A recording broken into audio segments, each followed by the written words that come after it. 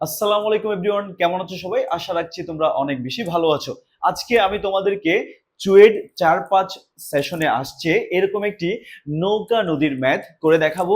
খুবই ইম্পর্টেন্ট এই ম্যাথটা, চলো আমরা একটু দেখে নিই এবং খুব ইজিলি করার চেষ্টা করব। একটি ইঞ্জিন চালিত নৌকার বেগ ঘন্টায় 14 কিলোমিটার, মানে ইঞ্জিন চালিত নৌকার বেগ আমরা পাচ্ছি ভেলোসিটি অফ ভি সমান হচ্ছে 14 কিলোমিটার পার আওয়ার। এটা হচ্ছে নৌকার বেগ। একটি নদী আড়াআড়ি পার হতে হলে তাকে বা নৌকাটিকে কোন দিকে চালাতে হবে? আড়াআড়ি মানে সোজাসুজি বিপরীত বিন্দু বা সর্বনিম্ন দূরত্ব। ওকে, তো প্রথমত আমি ভাবছি এটা হচ্ছে নদী।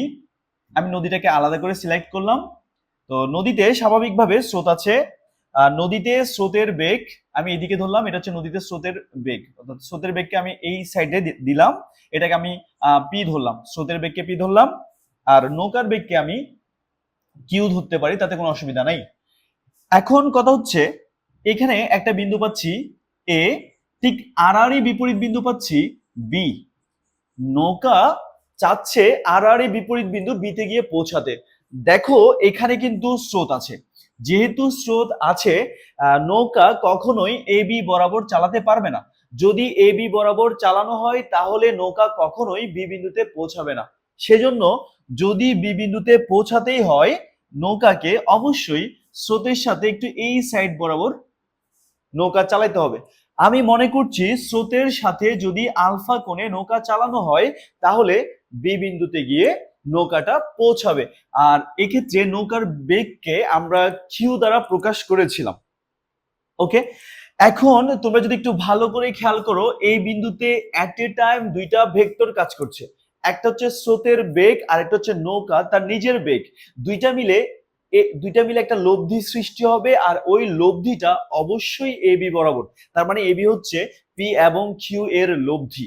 ওকে, আর এক্ষেত্রে লব্ধি পি এর সাথে একটা কোণ তৈরি করেছে, এই কোণটা হচ্ছে 90 ডিগ্রি, এটাকে আমরা থেটা ধরবো। আর আড়াআড়ি পারাপারের ক্ষেত্রে আমরা থেটা সমান 90 ডিগ্রি ধরি, তোমরা সবাই জানো কেন ধরেছি নিশ্চয়ই বুঝতে পারছো। ওকে, আমরা এতটুকু বললাম। এবার বলছে নদীর প্রস্থ হচ্ছে 12.125 কিলোমিটার। আচ্ছা, নদীর যে প্রস্থটা আমরা দেখতে পাচ্ছি, নদীর প্রস্থ এস সমান হচ্ছে 12.125 কিলোমিটার। তো হলে তা পাড়ি দিতে কত সময় লাগবে, মানে আড়াআড়ি পাড়ি দিতে কত সময় লাগবে সেটা বের করতে বলেছে। এরপরে স্রোতের বেগ দেওয়া আছে, এখানে স্রোতের বেগ হচ্ছে পি, স্রোতের বেগ দেওয়া আছে 7 কিলোমিটার পার আওয়ার। স্যার মাথায় রাখবা, যদি আড়াআড়ি পারাপার করতে হয়, আড়াআড়ি পারাপারের ক্ষেত্রে কোন দিকে, অর্থাৎ স্রোতের সাথে নৌকা কোন দিকে চালানো হলে আড়াআড়ি বিপরীত বিন্দুতে পৌঁছাবে, এই সমস্ত ম্যাথে তোমরা ডিরেক্ট এই সূত্রটা ইউজ করতে পারবে।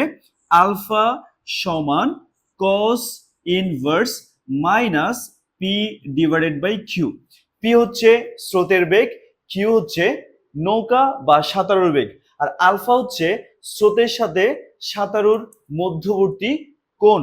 অর্থাৎ স্রোতের সাথে আলফা কোণে নৌকা চালানো হলে আড়াআড়ি বিপরীত বিন্দুতে গিয়ে পৌঁছাবে ওই নৌকাটা। এই শর্তে আমরা আলফার মান এই ফরম্যাটটা দিয়ে বের করতে পারবো যদি সেটা অ্যাডমিশনে আসে। এবার তাহলে আমরা এখানে আলফা সমান লিখতে পারবো কস ইনভার্স মাইনাস পি এর জায়গায় স্রোতের বেগ বসাবো 7 আর কিউ এর জায়গায় বসাবো 14। এটা সম্ভবত 120 ডিগ্রি আসবে, অর্থাৎ স্রোতের সাথে 120 ডিগ্রি কোণ করে নৌকাটা চালানো হলে আড়াআড়ি বিপরীত বিন্দু বিতে গিয়ে পৌঁছাবে। একটা পোর্শন আমরা পেলাম কোন দিকে চালাতে হবে। এবার বলছে নদীর প্রস্থ যদি 12.125 কিলোমিটার হয় তাহলে ওই যে পাড়ি দিতে, মানে আড়াআড়ি পাড়ি দিতে কত সময় লাগবে? স্যার আড়াআড়ি মানে সর্বনিম্ন দূরত্ব। স্যার সর্বনিম্ন দূরত্ব অতিক্রম করে নদী পার হতে প্রয়োজনীয় সময় টি সমান S divided by root over Q square minus P square. Sir এখানে এস এর মান তোমরা বসাবে, নদীর প্রস্থ 12.125, নিচে রোড ওভার কিউ এর মান হচ্ছে 14 স্কোয়ার মাইনাস পি এর মান হচ্ছে 7 স্কোয়ার। এক্ষেত্রে সময়টা কিন্তু ঘন্টায় চলে আসবে।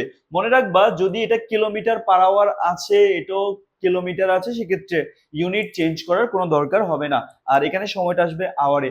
আশা রাখছি তোমরা এই বিষয়টা বুঝতে পারছো আর এই শর্টকাট ট্রিক্সটা তোমরা বুঝতে পারছো। তবে এটা এটা বোর্ডে ইউজ করবা না। বোর্ডে গত আগের অন্যান্য যে ম্যাথগুলো করিয়েছি ওইভাবে করবা, তবে অ্যাডমিশন এটা করতে পারো। আজকে এতটুকুই। আল্লাহ হাফেজ।